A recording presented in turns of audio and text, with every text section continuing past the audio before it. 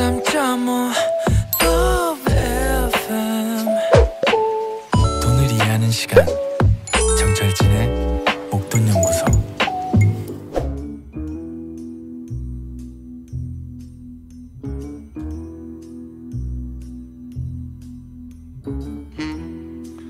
돈이란 게 잃으면 슬프지만 뺏기면 분노가 치밀죠. 우리의 목돈을 사수하기 위한 코너입니다. 리얼하고 생생한 경제 사기 실화극장 목돈 지킴 연구소 승재현 형사정책연구위원과 함께합니다. 네, 승재현 위원 스튜디오에 나와 계십니다. 새해 복 많이 받으십시오. 예, 새해 복 많이 받으십시오. 네. 이게 날 그 연도가 너무 좋지 않아요? 2022. 너무 좋은데요. 예, 이게 네. 제 인생의 꿈이 말씀하시니까 너무 좋네요. 2222까지 사는 거거든요. 22까지요? 예, 222년을 산다? 예, 앞으로 200년을 더 살고 싶은 게 제 인생의 꿈입니다. 장수의 꿈을 갖고 계셨네요. 롱제비티 아주 좋죠. 근데 예. 보통 우리가 150살 뭐 이 정도 내기에도 지금 200살을 말씀하시는 제가 아는 첫 번째. 예, 텔로미어라고 들어보셨습니까? 텔로미어? 예, 새해니까 청취자 여러분한테 텔로미어라고 장수 유전자가 있어요. 우리에게 아니면 인간에게? 인간에게 있는데 그 텔로미어 꼬리가 길어야지 오래 산대요. 네. 근데 그게 인간이 기본적으로 가지고 있는 유전자인데 그걸 운동을 통해서 즐거움을 통해서 그다음에 스트레스를 덜 받으면 그게 이제 길어질 수 있다고 하니까요. 네. 이러면 슬프지만 뺏기면 분노가 치미는 우리 목돈 지킴 연구소에서 올해도 한번 열심히 어떻게 목돈을 지킬 수 있는지 같이 한번 노력했으면 좋겠습니다. 네. 말을 하셨는데 앞뒤는 좀 안 맞는 것 같아요. 지금 텔로미어 꼬리를 하다가 목돈 지킴 연구소로 자연스럽게 넘어갔습니다. 왜냐하면 스트레스 받으면 안 되니까. 안 된다. 예, 그러니까 목돈은 우리가 끝까지 지키자 이런 것이고 네. 목돈을 만들어 주실 분은 우리 소장님. 저는 목돈을 지키는 사람. 이렇게 업무의 분장을 하도록 하겠습니다. 특히 2021년 한 해는 승재현 위원에게는 엄청난 한 해였습니다. 왜냐? TV를 틀면 나오는 그런 한 해였었거든요. 2022년은 제가 또 회사에 복직했기 때문에 TV에서는 볼 수 없고 라디오에서만 목소리만 이제 들을 수 있는 가능성이 높아지지 않았을까. 그래서 오늘 첫 코너는 아니고요. 어떤 이제 좀 이런 어떤 이 홍보와 공보 차원에서 자본시장 특사경을 먼저 잠깐 설명해 주신다고요. 이게 뭡니까? 사실 특사경. 특사경이라고 하는 게 저는 뭐 특사경 하시는 분들한테 굉장히 이렇게 자부심을 느껴라고 계속 말씀을 드리고 있는데 우리 서민 생활에서 가장 밀접한 영역에서 공무원이지만 수사권을 가지고 있는 사람을 특사경이라고 이야기를 해요. 특별 수사, 특별 사법경찰, 이라고 하는데 사실 자본시장이라는 곳이 굉장히 전문화되어 있고 기술적이고 굉장히 어려운 분야인 거잖아요. 금융이라는 데가 그래요. 그렇죠. 저희들이 뭐 자본시장법에 저도 이제 뭐 중국이나 태국에 가서 이런 설명을 터키에 가서 이런 설명을 했었는데 우리나라에서 있는 자본시장의 내부자 거래라든가 그다음에 시세 조정이라든가 사기적 뭐 부당 거래라든가 이런 게 별의별 게 많죠. 정말 쉽지 않거든요. 그래서 그런 부분에 전문가인 이 공무원들에게 특별사법경찰권을 줘서 자본시장의 투명화, 그다음 자본시장에서 일어난 여러 가지 부작용을 좀 적극적으로 막기 위해서 특별사법경찰의 수를 2배 가까이 늘렸다라는 이야기를 말씀드리고 뭐 또 신년 어떤 후보자님이 대통령이 되시더라도 이 주택 그러니까 주식시장의 투명성을 높이겠다라고 말씀 주셨으니까요. 한번 특사경과 더불어 주식시장의 코스피 지수 5,000 3,000 그게 진짜 판을 지금 갈아엎지 않은 이상은 기업이 아무리 잘해도 못 갑니다. 그렇구나. 지금 엉망이 돼버렸는데 저도 지원할 수 있습니까? 그럼요. 저 특사경으로 좀 뭐 이력서 넣어도 돼요? 일단 그 금융감독인 금융감독원 금융위원회에 취직을 하시면 뭐 우리 또 소장님 또 플라이 하시면 뭐 바로 또 그쪽에서 웰컴 할 것 같으니까요.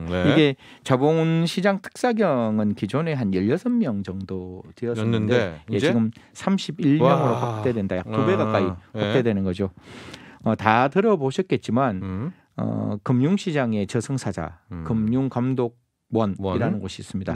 본원에 10명, 그다음에 정권합수단이라 그래가지고 옛날에 정권의 여의도 저승사자의 있었잖아요. 그 팀이. 검사 있었는데 그게 원래는 잠시 좀 소강적으로 변했다가 이번에 다시 그게 좀 부활하면서 사실 이게 직접 수사를 하는 경우도 있지만 검찰이 직접 수사를 또 못하는 경우도 있어요. 수사관 분장이 돼서 검경 수사권 때문에. 그래서 그런 걸 좀 도와주는 남부지검이 이제 그 정권 합수단이 있는데 거기에 6명 정도가 이제 파견돼서 16명이었습니다. 금융위 1명, 금감원 5명으로 운영되었는데 이게 아까 제가 말씀드렸다시피 10명이 더 정원돼서 자본시장 특사경 조직이 이제 금융위 3명, 금감원 4명이 더 배치되고 남부지검에도 인원이 6명에서 9명으로 늘어나게 됩니다. 그래서 금감원 본원에도 특사경이 10명에서 15명으로 정원된다.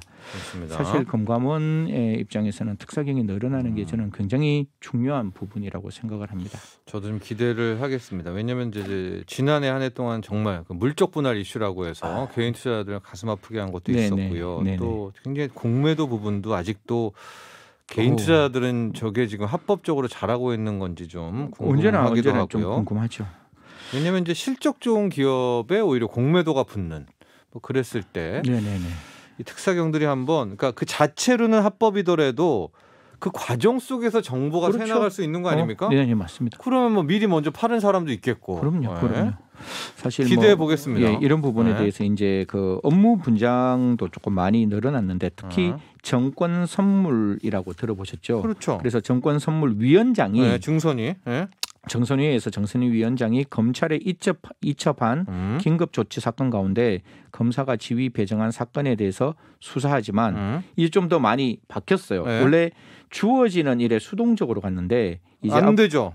이제는 앞으로는 자체 판단한 사건 중 정선 위원장에게 보고된 사건도 수사할 수 있게 맞습니다. 되었고 이래야 됩니다. 자체 판단해서 뚫고 가야 그렇죠. 돼요. 뭐 느낌 이상하면 그게 분명히 들어가야 되니까요. 그래서 그래서에서 여러 가지 어떤 기초조사나 그다음에 특사경 자체의 내사 수사가 가능할 수 있도록 바뀌었다라는 말씀드리겠습니다. 정말 올 한해 국내 주식시장 정말 완벽하게 환골탈태하기를 기대해 보면서 진짜 우리 동학개미 분들 2022년엔 좀 웃었으면 좋겠습니다.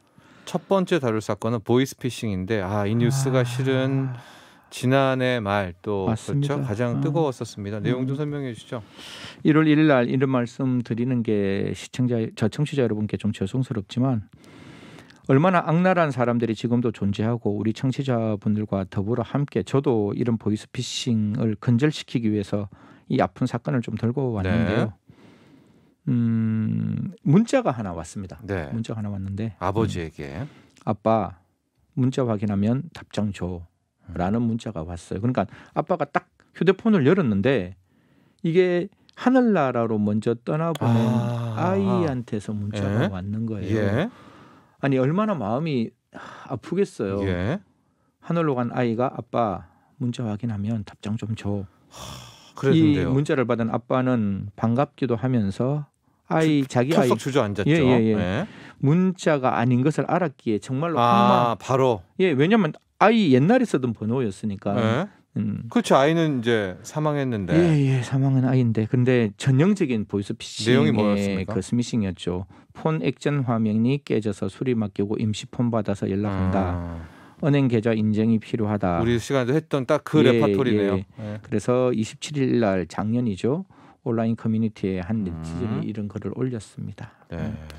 그러면서 이제 그분이 이제 그분인 거죠. 그래서 그 이야기를 아버님이 뭐랍니까? 아이를 떠나 보낸 지 3년이 다 되어간다. 3년이 지났는데. 사실 말도 못하는 아기였는데 문자가 와서 참 기쁘면서도 한편으로 굉장히 마음이 허망하기도 한다라고 합니다. 아빠의 마음 구구절절 드러나는 부분인데요. 아이가 살아있다면 뭐든 해주었을 텐데 이번에는 카톡을 설치한 폰이라도 바다에 뿌려주어야 하나라고 작년에 이야기를 했습니다. 어려사고로 고생만 하다가 하늘나라로 갔는데 억울함도 못 풀어줬다. 이쁜 딸. 한없이 이쁜 우리 딸 사랑한다라고 이야기했습니다. 그렇습니다. 정말 이 뉴스에 댓글도 많이 달렸었고 저도 보고 정말 울컥하고 너무 분노도 진짜 치밀었었는데 2021년 한 해 지난해였습니다. 보이스피싱이 정말 기승을 부렸었고 또 그때도 이제 두세 번 우리가 코너에서 했었는데 이건 정말 뭐 나는 강심장이야라든가 나는 똑똑해라든가 뭐 이런 거랑 상관이 없어요. 전혀 상관없는 젊어라든가 뭐 이런 거 아니에요. 다 사실 이게 비대면 상황으로 가면 갈수록 이제 더 이제 보이스피싱도 이제 기승을 부리는데 사실 보이스피싱의 그 피해액은 조금 줄어 들어갔어요. 저희들이 워낙 이야기를 많이 했기 때문에 네. 보이스피싱 전화로 하는 보이스피싱은 좀 줄어들었는데 스미싱이라 그러죠. 문자로 오는 피해액은 늘어나고 있다는 거예요. 이제 보이스는 거의 예, 목소리는 좀 줄어드는데 문자는 늘어나고 있다. 그래서 금융감독원은 아까 제가 말씀드린 특사경이 있는 금융감독원은 작년이죠. 9월에 발표한 2021년 상반기 보이스피싱 피해 현황에 따르면 보이스피싱 피해액은 줄어들고 있지만 네. 가족 등 지인 사칭형 문자의 피해액은 계속 늘고 있다. 자녀 주로 많이 왔죠. 그렇죠. 네, 저도 뭐 받았어요. 교통사고 당했다. 뭐 예, 이런 저도 받아가지고 예, 예. 악질. 아 진짜 나쁜 놈들이죠. 네. 상반기 스미싱 피해액은 466억.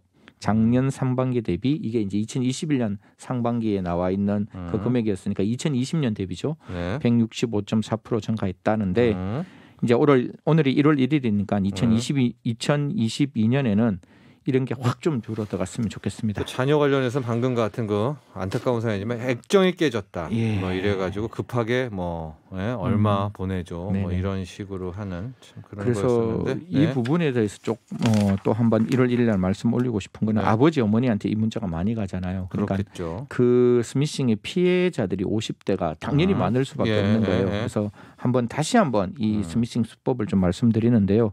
자녀로 위장해 핸드폰 액정이 깨졌다라고 오는 거예요. 혹은 사고 당했다니까. 예, 자녀의 신변입니다. 예, 그래서 신분증이 필요하다, 계좌번호가 필요하다, 비밀번호가 필요하다. 그래서 피해자의 명의, 계좌, 잔액 등을 다 틀어가는 방법이니까요.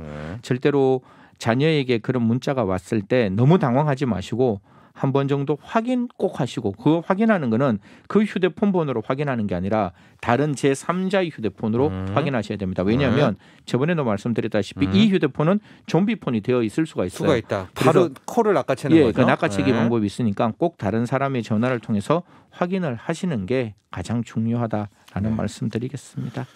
자, 그리고 또 한 가지 사건을 볼 텐데요. 작년까지 부동산, 작년까지겠습니까? 최근 한 5년간 정말 뜨거웠었고 그렇죠. 뭐 재개발, 재건축의 붐도 있었었는데 서민들의 내 집 마련의 꿈을 송두리째 빼앗아간 지역주택조합 조합장 이야기네요. 어떤 사건입니까? 참 이거 뭐 저도 집 마련하고 싶은 사람 중에 한 사람이에요. 저도 이렇게 이 SBS에 오다 보면 참 이렇게 아파트가 참 옹기종기 예쁘게 또 이렇게 옹기종기라는 표현에 제가 좀 좋은데요. 그 사람들이 따스한 마음을 가지고 이렇게 아이 손잡고 이렇게 파리공원인가요? 이런 거기 가는 모습 보면 진짜 참 마음이 따뜻한 동네구나. 목동이라는 곳이 물론 다른 모든 장소가 따뜻하겠지만 제 눈에 보였던 목동은 더 따뜻하게 보였어요. 집 가지고 싶은 사람 이거 기본적인 욕망 아닌가요, 소장님? 그렇죠. 그런데 이게 좀 비싸고 일반 분양도 비싸고 정말 분양 시장도 비싸니까 택하는 게 재개발 쪽에 딱지죠. 그래서 조합을 구성하게 되는 건데 이게 이제 또 서울이 아닌 지방이고 제가 이제 충북 청주입니다. 지방 10대 도시 중에 뭐 이렇게 여러 가지 살기 좋은 도시 중에 하나로 꼽혔더라고요. 또 청주가. 청주에 있는 지역주택 조합에서 100억 원에 발음도 안 되는 100억 원에 육박하는 배임과 사기 사건이 터지면서 서민들의 내 집 마련 꿈이 물거품 될 처지에 놓이게 되었습니다. 이 조합장 사기꾼이죠. 업무 대행사들은 금방 부지가 다 확보될 거라고 이제 하면서 조합원들을 끌어모았습니다. 맞습니다. 조합원이 한 몇 명 됩니까?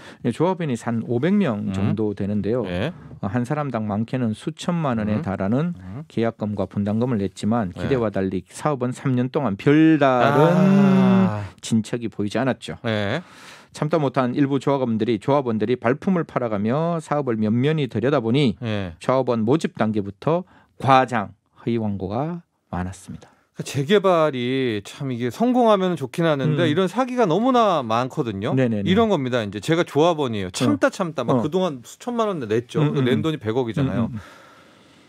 승재현 조합장님, 지금 사업이 어떻게 돼갑니까? 아니 사업을 잘 진행하고 있다니까요. 지금 사업을 아주 잘 진행하고 있으니까 걱정 마시고 좀 기다리세요. 아니 지금 3년 넘게 택지 작업도 못 하고요. 저 땅만 계속 있는데 돈은 돈대로 계속 내고 지금 사업이 어느 정도 된 겁니까? 뭐가 문제예요? 아니 이게 그 안에 좀 이상한 알박기가 하나 있어서 지금 그거 해결 못 하는데 나도 진짜 모든 방법을 동원해서 그 참 어떻게든 해결하려고 하고 있으니까 참은 김에 조금만 더 참아주세요.